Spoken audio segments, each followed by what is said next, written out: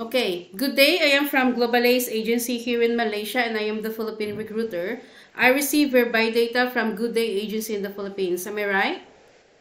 Yes, ma'am. Can you speak English or can you understand English? Yes, ma'am. Are you a 100% willing to come here in Malaysia without any hesitation? Yes, ma'am. Do you have any friends or any family members working here? None, ma'am. Are you healthy or do you have any health issues in your body?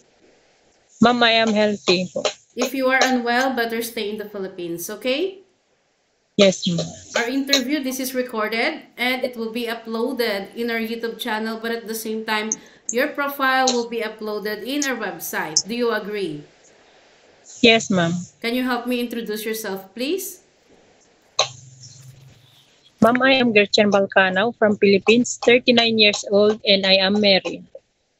I have 4 kids. They are 14 years old, 12 years old, 6 years old, and 3 years old, ma'am. I Okay. am college graduate and major is history. Okay, so I My need to work know. experience, Okay, proceed. ma'am. Yeah, you can proceed. My work experience was in Hong Kong, ma'am. 1 year and 7 months, taking care of a newborn baby with the assist of the grandmother, ma'am. Okay. So I need to know some few more details from you first. Gretchen, do you have passport already? Yes, ma'am. When is your birthday? My birth date was December 16, 1986, ma'am. What is your height and your weight? 5'1". And my weight is 54. What is your religion? I am a Roman Catholic, ma'am.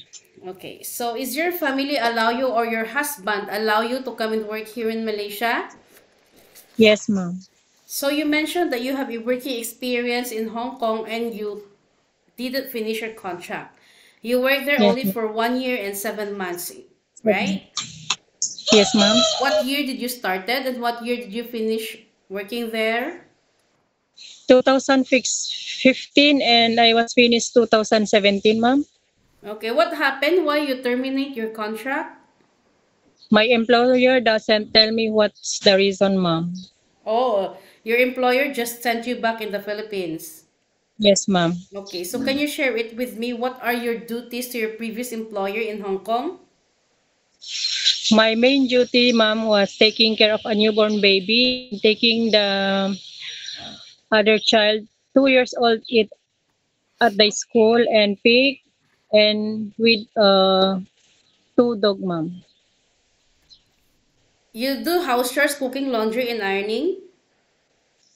Or sometimes cooking, ma'am, ironing, no ironing. No ironing, Yes, ma'am. but you do laundry. Yes, ma'am. Okay. So you take care children, you take care two children, which is newborn and 2 years old, correct? Ma'am. After 2017, do you have any working experience? Yes, in Philippines, ma'am. In which place in the Philippines? Here in Bulanao, Tabuk, ma'am. Bulanao. Yes, ma'am. How many years you work there? Is it a housemaid, stay-in maid? Stay in, ma'am. How many years you work there? 2 years, ma'am. What year did you started and what year did you finish? 2018 to 2018, 21. Okay, so can you share it with me? What are your duties there to your previous employer in Bulanao? Only doing only the house court, ma'am. No kids. You do house chores, cooking, laundry, and ironing? Yes, ma'am. Okay, so what happened? Why you decided not to continue working to this employer? At that time, ma'am, I have a baby already. That's my Okay. baby, last baby. So after 2021 until recently, you are a full-time mother, correct? Yes, ma'am. So you know that being a domestic helper is not new for you, right? You need to be flexible, you need to be multitasking. Yes, ma'am. Are you ready for any task that the employer will be given to you? Of course, ma'am. Hong Kong and Malaysia is quite different, but you already get experience to have a Chinese employer. Okay? So, are you ready for any task that the employer will be given to you again? Yes, ma'am, I'm ready. Are you okay to take your children or baby while doing house chores at the same time? Yes, ma'am. Can you take your elderly people? Yes, ma'am. Can you cook? Can you cook? Slight, ma'am. But are you willing to learn some new recipes? Of course, ma'am, yes. Can you caregiving for bedridden patient and disabled person? Yes, ma'am.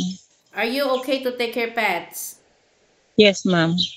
So you will going to sign a 2 years contract. Any uncertain situations that might happen to your family back in the Philippines, please be remind yourself that you cannot easily go back home, okay? Breaching of contract or Yes, ma'am. terminating of contract, you know that there will be a consequences, which is you need to pay your employer and at the same time with the agency as nobody forced you to come and work here in Malaysia, alright?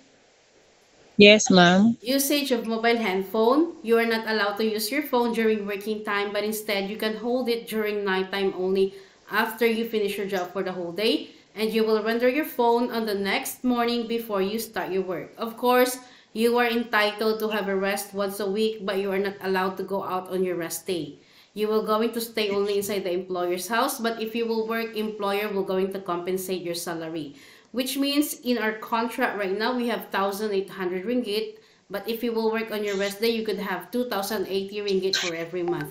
Are you aware of it or are you okay with the rules and regulations about it? Yes, it's okay, ma'am. No problem.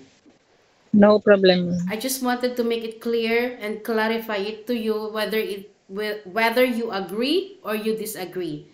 Because if you disagree, better stay in the Philippines. Don't come here so that you won't give us trouble or any problems. But if you agree, then it's okay. You can come here, but don't demand us about all these things because in the first place, you agree our terms and conditions, correct?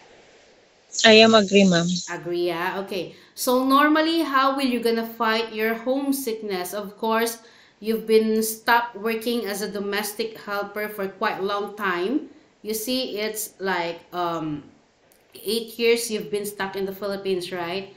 So Yes. later homesickness will strikes you or will attack you. How will you gonna fight for it? I am going to make myself busy to my work, ma'am. That's all. Yes, ma'am. So always remind yourself why you wanted to come and work here in Malaysia. In Philippines, Yes. you can do whatever you want, but here in Malaysia or in other countries, no such a thing. You need to follow Yes. the rules and regulations. You need to respect the employer's culture. Any problems or any concerns, inform your employer because you will be the one working inside the premises for 2 years. Yeah? Yes. Yes, ma'am. Okay, so Gretchen, I think that's all for now. Thank you for your time. It was my pleasure meeting you. But please stay connected through WhatsApp because Global Ace agents will going to contact you to conduct an interview together with the employer. Yeah? Yes, ma'am. Yes, ma'am. Thank you so much and have a good day. Thank you. Have a good day too, Bye. ma'am.